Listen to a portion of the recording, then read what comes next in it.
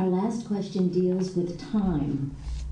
Being an effective school board member requires a lot of time, not only preparing for school board meetings, but for serving on a multitude of school and communities.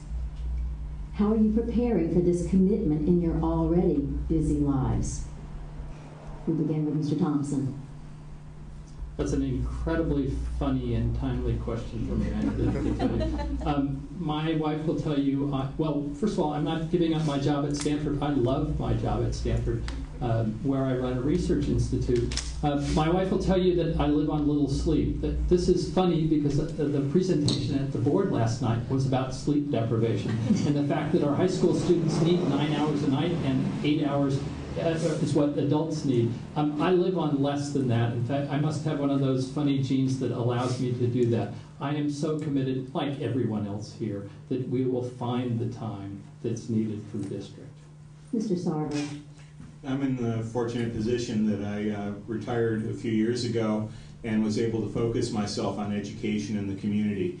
The transition we went through this past year is our youngest daughter graduated from Carmont and went off to college, and my wife and I kind of looked out to the future and said, is it time to pack up the RV and go out and cross America or do something else? And it was rededicate ourselves fully to education in our community. So this is in a position to be my primary job going forward. Ms. Ingersohn.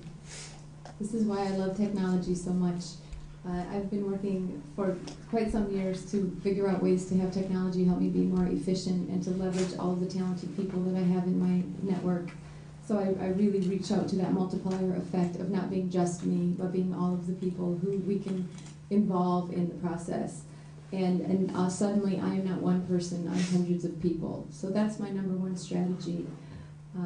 And the second thing is just really being in the moment and doing the very best thing that I can in each moment. And I find that that means that things happen well the first time.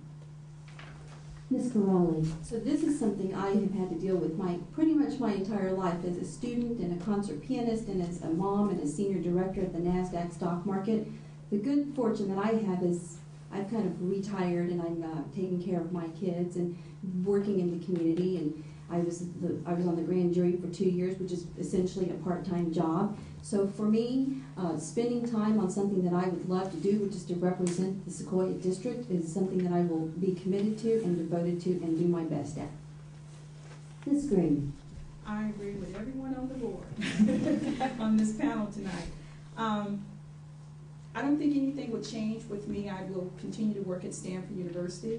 I will continue to look forward to sending my daughter packages at Arizona State. I would continue to take my sons back and forth to school and also be a good wife. So this is another passion that I have as a previous board member, as a product of both districts, Ravenswood and Sequoia. And I'd like to continue that passion at this level. Mr. Ferrando. I too am planning to keep my day job, so I'll be doing that, and I will find the time. I think this campaign has indicated it is a time-consuming position, and I'm committed to it. I'm telling my wife I'm committed to it, and I have some personal interest in this, in that I have a daughter in high school now. I want to make sure that she has all the opportunities available to her for a successful education. My son is in the audience. He'll be in school in a few years, in high school in a few years. I want to make sure he has those same opportunities. Last on this topic, Ms. Fernandez. Well, time is like a closet. An empty closet doesn't stay empty for long. And it's really something similar with time. I'm used to dedicating 7 days a week, 24 hours a day to leadership and administration, and at the same time serving on nonprofit boards and professional boards and taking care of my family. Fortunately, I am in transition, and I am semi-retired. I will be fully retired at the end of this year. And in the meantime, I certainly have the passion and the time to dedicate to this position.